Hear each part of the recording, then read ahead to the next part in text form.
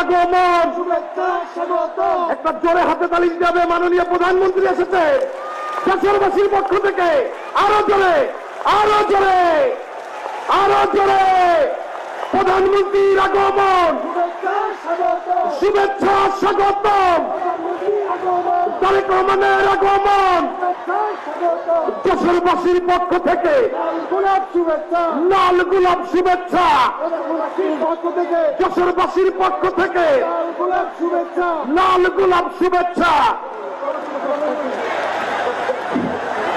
সংগ্রামী সাথীরা, বাংলাদেশ জাতীয়তাবাদী দলের বিএনপি যশোর জেলা শাখা কর্তৃক আয়োজিত আজকের এই জনসভার প্রধান অতিথি বাংলাদেশ জাতীয়তাবাদী দলের মাননীয় চেয়ারম্যান, গণপ্রজাতন্ত্রী বাংলাদেশ সরকারের নবনির্বাচিত প্রধানমন্ত্রী জনাব তারেক রহমান আমাদের মঞ্চে উপস্থিত হয়েছেন।